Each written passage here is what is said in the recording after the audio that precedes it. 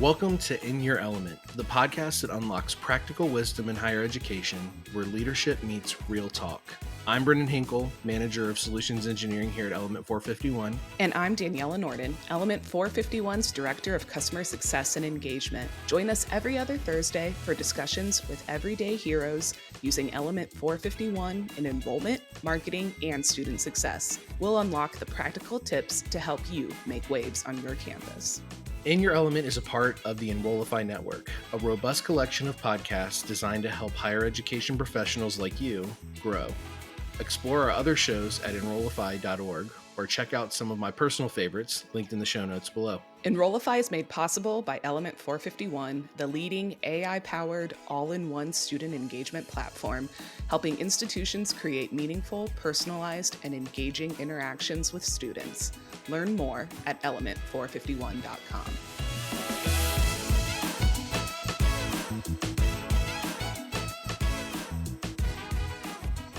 Welcome, you guys. We're excited to have you here. I remember when this topic came up, we were looking for folks to talk about the relationship between athletics and admissions recruitment. And I told Brendan, I was like, I think I've got the perfect dynamic duo here. I remember when you were implementing and doing your onboarding on Element, Gretchen reached out with just a couple of small tweaks, I think, and it ended up becoming a strategy session, right? So what are the ways that you guys can break down barriers? And I was so impressed by the dynamic that you two brought and the relationship that you two had, that when this topic came up, I said, I have to reach out to Valley Forge. I have to get these women on this podcast. So welcome to In Your Element. We're thrilled to have you. Our first official question that we're asking people is to really tell us when you are truly in your element at work. So I don't know who wants to go first, but maybe talk a little bit. Yeah. You guys can switch back and forth. Yeah, you can switch back and forth. Everybody's Gretchen, you can go not me. first, then Charity can go back, and then you can switch back to the other one whenever there's another question that comes through. When I saw this question, Danielle, it took me a minute to figure it out, but I'm just going to answer it for how I truly see it. And for me, I get to be around sports, which I love, and talk about a God I love. And so those are the two things. And then I also get to see student athletes come in and utilize our platform of sport to grow. And so me being in the element there is, I just love that. That's my sweet spot, I call it, in life. Yeah, I think mine might sound a little bit similar actually, because it's definitely the people and the students. Seeing students grow, I think is just I don't know, I'll never get tired of it. We get in admissions, we get to see people earlier in high school sometimes if we get to know them that whole time.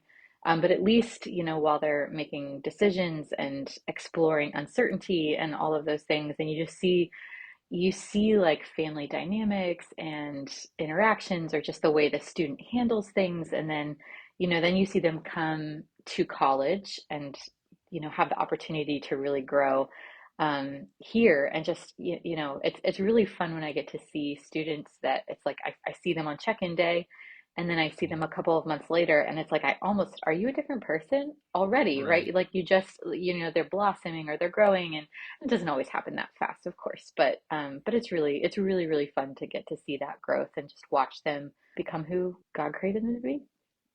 It's kind of like we were speaking to someone the other day, and it was talking about how they take what their own experiences in life have been and wanting to be able to match that and be that impact in their life. And you kind of merge what you care about, Gretchen, with athletics, and what you're passionate about with being able to connect and build relationships with people.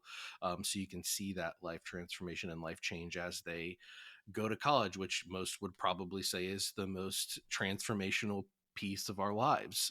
So the roles that you both are playing are super impactful. So that's really awesome. And imagine to do those things, especially whenever you talk about merging between just regular students and athletes. The partnership between you two is vitally important in how you connect, how you stay on the same page. what are some kind of examples that you all are doing or executing on that can showcase us that successful partnership, or what kind of initiatives are you putting in place to kind of make sure that that's occurring and that everything's kind of running like a finely tuned machine? One of our core values at the University of Valley Forge is teamwork is our spirit. So to us, that doesn't just mean that, within the admissions team, we have to be good team members. It also means like the entire university is a team, and we all have the same mission. And we're a very mission driven institution. It would be hard to find people on this campus, I think, that wouldn't at least be able to say part of it or like paraphrase the mission. So we exist to prepare individuals for lives of service and leadership in the church and in the world. Really, nobody is here unless they believe in that. At least the staff and the faculty. That's why we're here. It's because we care about that mission and we all have the same goal. That culture that has been fostered here is really foundational. And all of like, I think we might have some tips or some specific examples of things that we've done, but I think that fostering that culture and actually having that perspective together, that I've never questioned if Gretchen and I have the same goal. Yeah, I'll piggyback off of that. It's common, and we've been here. This is my 12th year. Charity's not too far behind me, a little bit new in the director of admissions role. But you've all heard it. You've been on campuses. Oh, well, that department's doing that, or we find complaints in what other departments are doing. And I Mm. actually train within our coaches, whatever sport it might be. Say I'm talking with my soccer coaches. I said, Charity's your center back. Like, you can't tell us that admissions is not doing their job because they're part of your team. How would you treat your team in those things? The registrar is our quarterback. Like, whatever it might be. Oh, you're killing. I love the sports analogies. I don't get to speak sports analogies with many people, so I'm digging the sport. I used a Kobe analogy on our last one, and I'm like, "This is gonna fall short. I know it is." So this is perfect. It just helps my coaches to understand. Don't come to me complaining that something's not done well. We have a culture that says we're a team, so let's go and figure it out together. And that's something that just changed our perspective. But with some practical things, reality, visits is something that we've been really trying to curtail. Look, we know in the first 15 minutes that student might make that decision, and if we can be on the same page and meet them where they need to. And a lot of times our coaches might have more touch points than the admissions counselor, or vice versa. We have to learn to listen to each other in that to make the best experience for them while they are on campus. And so we had some frustrating points, and I invited Charity to one of our staff meetings and said, "Hey, and the leader of the visits came out with us too, and we just hashed it out, figured it out. How do we get better? And some of the most easy things that we could adjust or change, Charity did immediately there. And it wasn't this long wait period of, oh, admissions is working on it and we're going to get there. No, it was done immediately. And that is something that built trust in our department, and knowing that we're working to grow. Progress is our expectation, is another value of ours. So if there is a frustration, we just need to talk it through, figure it out. It might take us a little bit longer in some cases than just a simple update to our visits, but we have to figure out how to work together, because it just makes the experience for our student athletes and our students overall better. Sometimes it requires us putting our pride down and saying, no, my way is not always the highway. It is something where we have to work together as a team. And if you can get everybody to buy into that, that's kind of key to starting off this relationship. Yeah, that's awesome. And what other, along with the things that you're doing, are there any tips that just come to your mind that you would give enrollment and athletic professionals looking to really increase the collaboration between each other and things you're doing? Because what you're saying, creating a culture of teamwork and a culture of kind of like a humble culture of, one of our core values is progress before perfection. And that sounds like something that you all very much also kind of go by, and that's really important from a culture perspective. But are there any tips you would give outside of that for other athletic and enrollment professionals? I think Charity made a good point yesterday, so I'll let her take this one. I don't know if this is the one that you were thinking that I was going to say. So if I miss it, you can fill in. But I think that I mean, first is just fostering the culture, if you can, and if that's not necessarily an institutional value, I'm really grateful that that's an institutional value here, but it only works if all of us actually practice it. So even if it's not an institutional value outside of this relationship at your institution, I think that you can do a couple of things to try to build that. Communication for buy-in is a term that we use a lot, and it's really relates to teamwork because you can try to, again, it's like my way's the highway. I have a good idea. This is what we need to do, and I'm just going to push it through because this is what we need to do. A truly collaborative culture, you don't make decisions that affect other people without first actually truly listening to the people that it affects and taking that feedback and then making changes based on it as appropriate, right? And there's exceptions to this, right? It's just like it's a good practice as often as you can, but like if we think so, for example, we made last year we made a change to our application. We actually we used to require a longer essay, and then we shortened it to a short answer question that's phrased differently as well. And there was a variety of reasons for that, but sometimes frustrating how long it was taking, because we had to go through iterations of questions. But I sat down with multiple professors, and I sat down with Gretchen and the assistant athletics director. I don't remember if there was any other coaches involved in that, but I sat down with student life. Like I went to a lot of people and I said, here's why. Here's the problem that we're seeing. Here's what we're trying to fix. Here's some ideas I have. What do you think? And then I actually changed. I had an initial plan, but that's not actually what we ended up doing.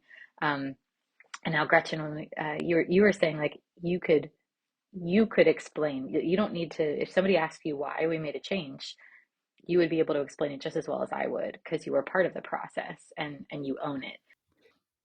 Charity, this is such a good example because it really is because I feel like we hear a lot, higher ed is so slow, it takes so long, like, why are we going through all of these forums or all of these committees? But your point, even that Gretchen understands that, you're sort of socializing and building consensus around by incorporating and collaborating those people in. That's a huge piece of it. Yeah, and it might take longer at the beginning to actually get the decision through, but then later you save a ton of time because if you don't do that, if you skip over people, if everybody disagrees with what you did, it's going to be a disaster on the other end. It's going to be so difficult. You're going to spend a ton of time on the other end trying to fix it or get people back on board or whatever it is. Um, yeah, so I think it's just knowing that like I don't know everything. I I don't see all the pieces. I don't see all the perspectives, and I really value the perspectives of the other people on our team. And I want to know what I want to see what they see because I don't necessarily see those things. So, but I think like, it sounds really great to have that kind of relationship, but I think that if you don't already have that kind of a relationship with other departments, you probably have to be the first person to be willing to make that compromise or like go to that person and say, hey, what do you see? Like not what are my ideas of the things that I want to be fixed, but like what do you see that's frustrating or that's difficult or that's making our process less efficient? How can I make your life in this easier? It takes some humility because it's like that might not seem like the biggest deal, and you can't always say yes to everything, right? Like sometimes both sides don't see everything, but finding a win and like Gretchen said, a way to build trust to say, no, my actions are actually backing up that I really care about what you think, and I'm willing to change the way we operate. I'm willing to adjust based on what you see because that is valuable to me. I think that's a good first step in building that kind of trust. Yeah, absolutely. I was gonna say, Gretchen, you have one? Do you have a tip? Yeah. My biggest tip is, and Charity already mentioned on it, you have to be able to listen not only to each other, but for me, I have to listen to my coaches. What are they seeing? How can we make it better? Each coach might do it differently, but how can we streamline the process that helps it be the best experience for those student athletes coming in? And if I didn't listen to them and I said, "Oh, well, this is just the way we do it here," that just doesn't fly here. It's progress. It's making sure that we do that. But the last point is to, if we do talk about a change and the implementation process may be taking, we call it capture the flag. It could be, hey, I knock on the door and say what's going on with this process or something like that, instead of, oh well, I emailed them and they haven't gotten back to me. It's about a month down the road. That's not acceptable to me. So and that's something where we just expect that we are going to do what we say we're going to do, and see the progress on that level. I think it's a mindset thing as much as it is tips that you could actually do. And you only control your own mindset. You only control your own perspective and your own attitude. You can't control anybody else's attitude. But if you see the other person, if you see the other side as actually truly valuable and bringing something to the table, even though there's like no relationship or institution or department or process is ever perfect, right? Like you said, progress is one of our core values also, but so we're always looking for ways that we can make progress. But I only have control over my own attitude, and I can influence my department. And we talk often about how coaches are an asset. They have way more influence just by nature of who they are and what students want to do in college than like an admissions counselor has to earn that influence and work hard to build the influence to try to get students to take action. And we do like we do want to do that as well, but like let's use all of the tools in our tool belt, because our job is to get the right students here, not just to get the next step, but to actually get them here. And all of like barriers along the way and students procrastinating or whatever it is. I can't tell you how many times a counselor will say, hey, I can't get in touch with a student, and I was like, oh well, that's that sport. Did you call the coach yet?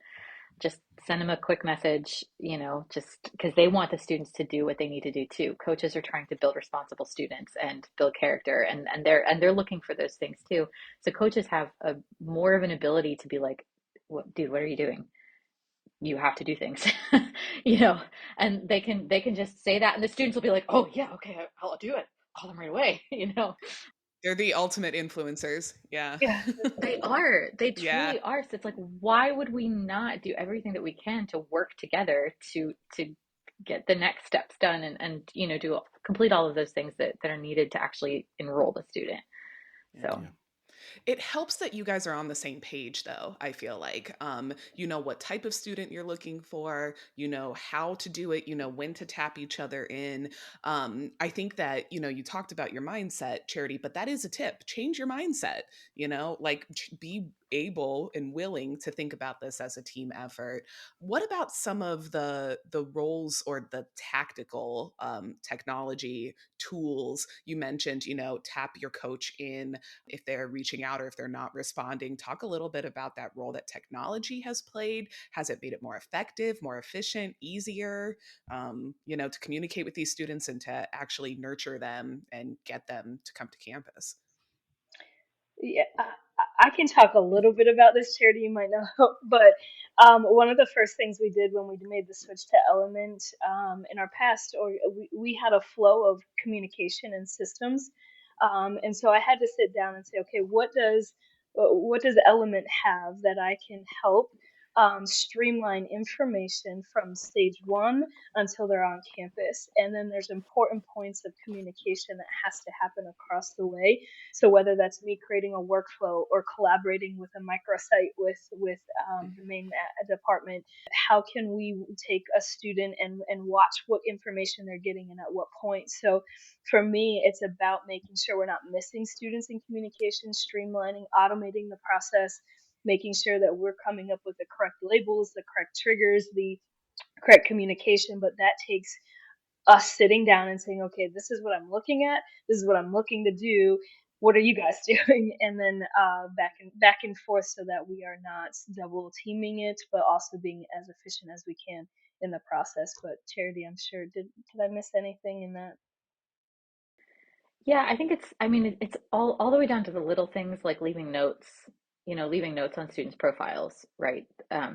Just like I see coaches' notes all the time, and it's like a counselor, hey, did you see that? Did you see the note that they left? Because that's important information, right? That changes the way that you like communicate with that student. So just, having all of that information available for anybody who's helping to recruit that student, whether it's the counselor, a faculty member, a coach, anybody else that could be involved. It's all in one place, so we can see that together.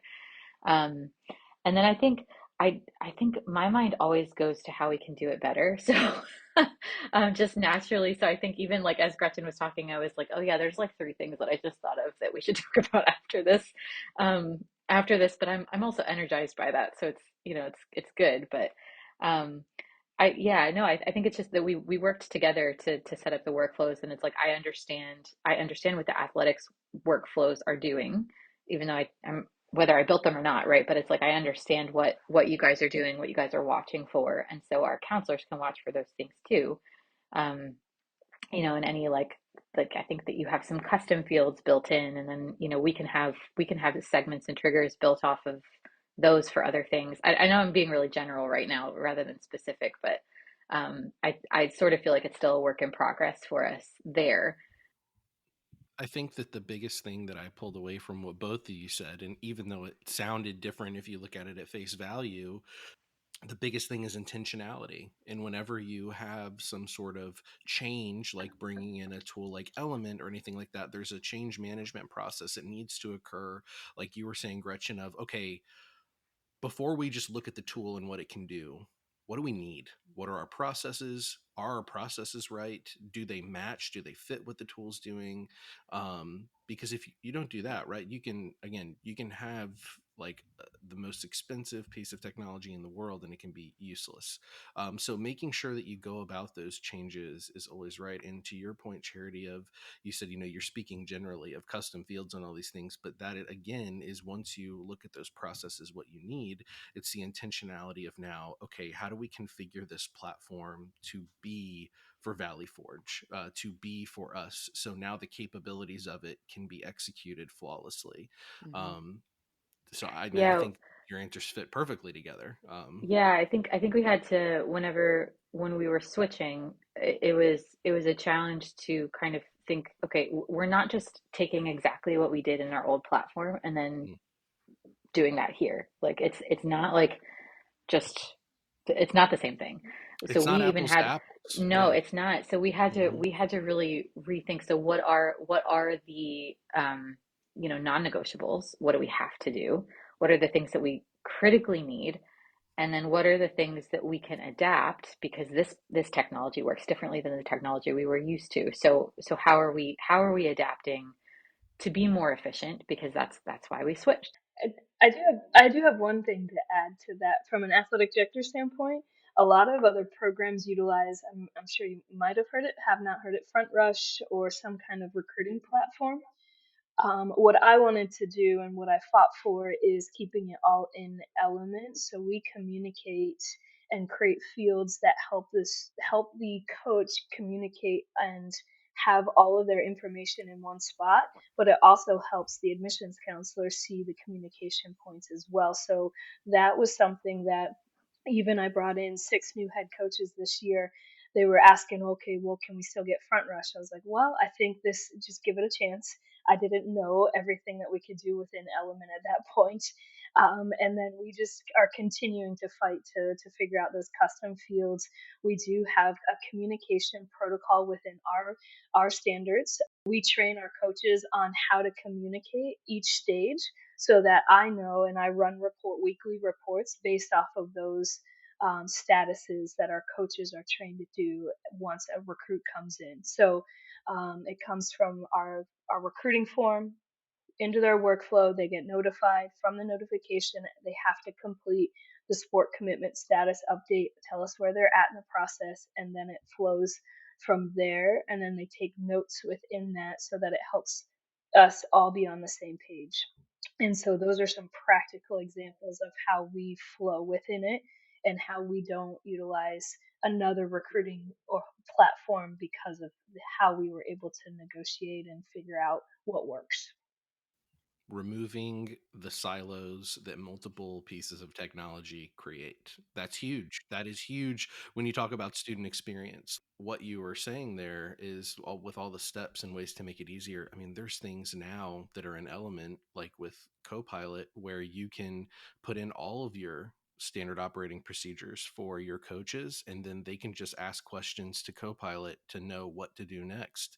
And those are the things that I think, again, just take the pressure off of the people using it, like coaches, right? Coaches don't want to constantly change back and forth between technology, right? I imagine that's like pulling teeth. So you want to make sure that you're giving them something that's easy to use, that helps them do their job better, that is not kind of like a deterrent on how they're doing their job. So that's awesome. And kind of looking at that, I think we've gotten a lot from what you're currently doing in your best practices. But Charity, to your point, you've already thought about three things that you want to talk to Gretchen about that you should be doing or building out.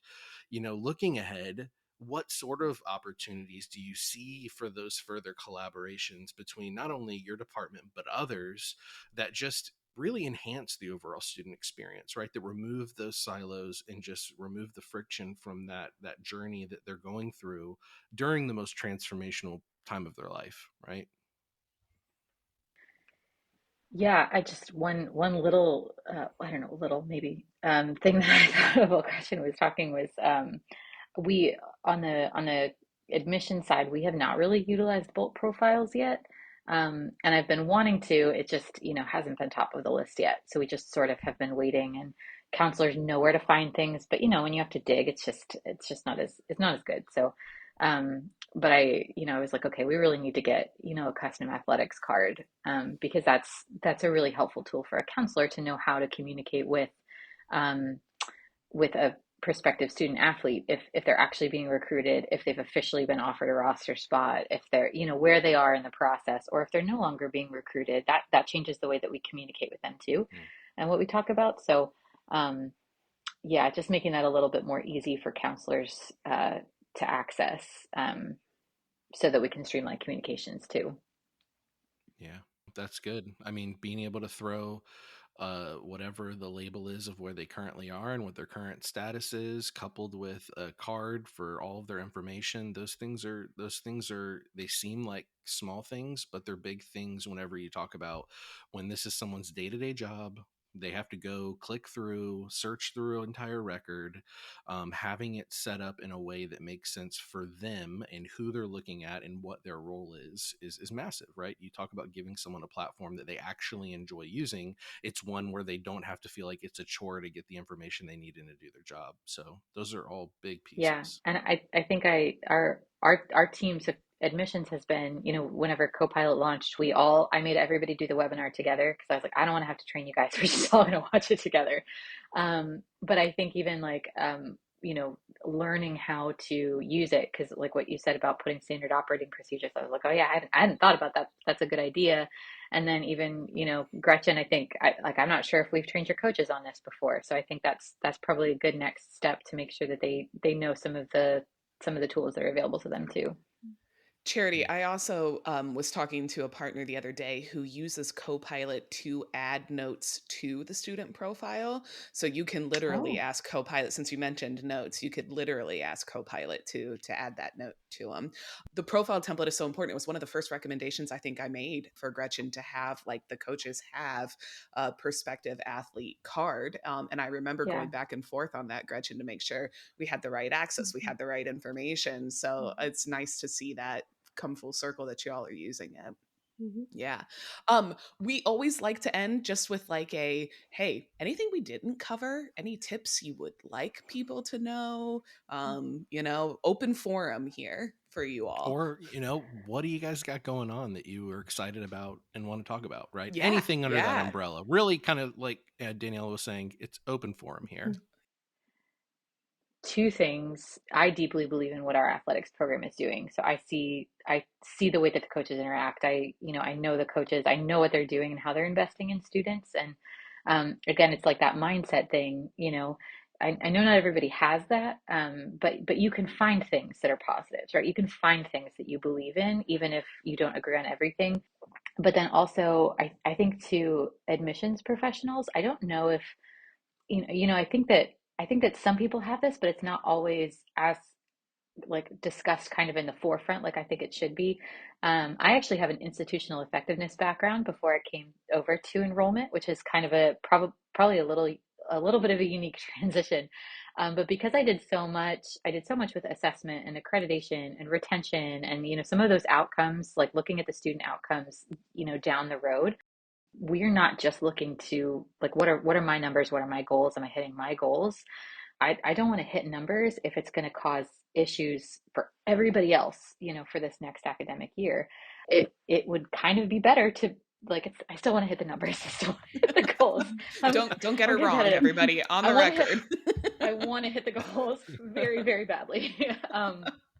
But I also understand the implications of hitting the numbers in the wrong way, I guess. Mm. Mm.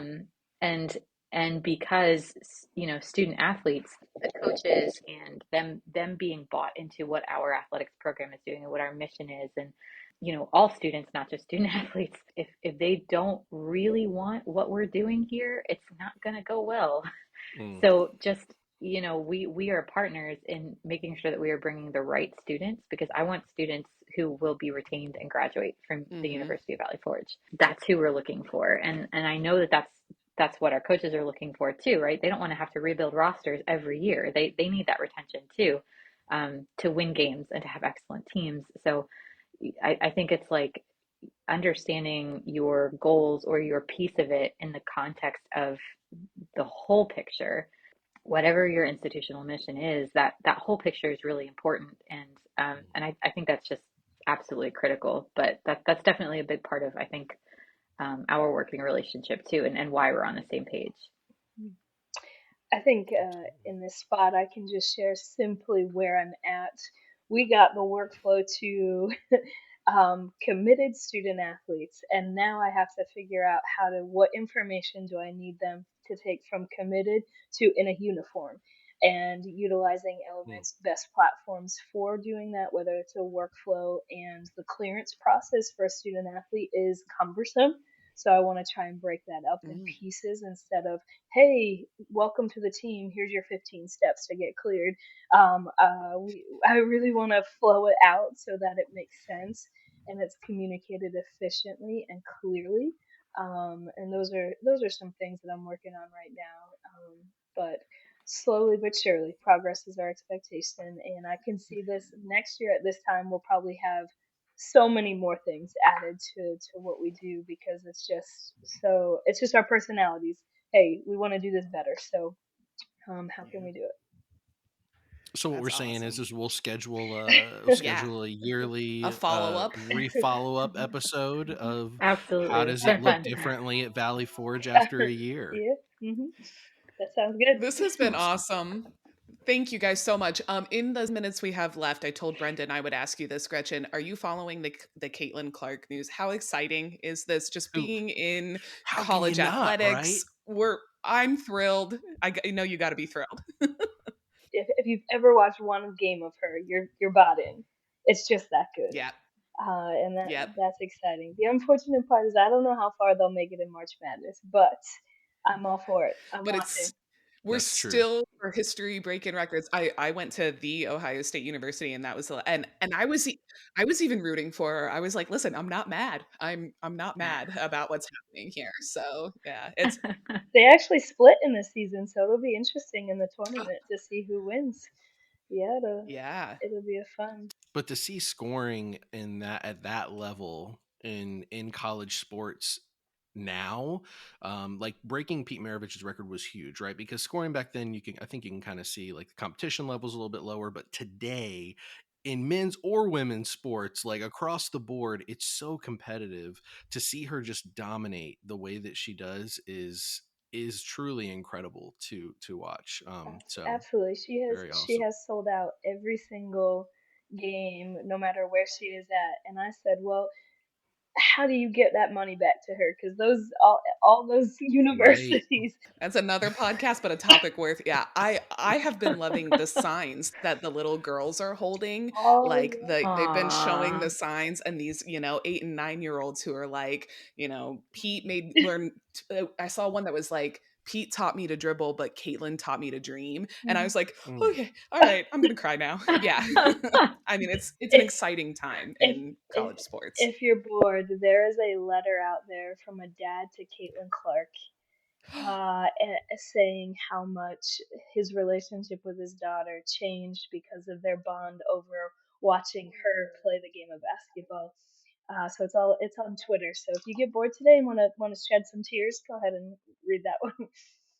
I'll do So it. I'm choking really, up already. the Yeah. the bridging of daughters and fathers into sports, we can thank Caitlin Clark And and Taylor Taylor Swift. Swift. Thank you very Yep, Yes. much. yep. Yes, yes. Yeah. But it's the importance, I think, that team, college athletes, like sports Mm, in general, it goes beyond a Mhm. lot of what we tend to think about, like, on the surface. So this has just been awesome. I appreciate the time you both brought to this. This is super helpful to, I think, a lot of our partners, and just a good yeah. conversation. And we got to make a Taylor Swift reference. So I'm feeling great. It's never a bad day when you get to do that. You know what I We mean? checked all the boxes today. That's right. Awesome. Yeah. Thank you guys so much. You're welcome. It was a Thank pleasure. you. Thanks for having us. In Your Element is part of the Enrollify podcast network. If you like this podcast, chances are you'll like other Enrollify shows too. Our podcast network is growing by the month, and we've got a plethora of marketing, enrollment, and higher ed technology shows that are jam-packed with stories, ideas, and frameworks, all designed to empower you to be a better higher ed professional. Our shows help higher ed marketers and enrollment professionals find their next big idea and feature a selection of the industry's best as your hosts. Learn from Mallory Wilsey, Artis Kadu, Maya Demishkovich, and so many other of your favorite leaders in higher ed. Enrollify is made possible by Element 451, the leading AI-powered, all-in-one student engagement platform, helping institutions create meaningful, personalized, and engaging interactions with students. Learn more at element451.com.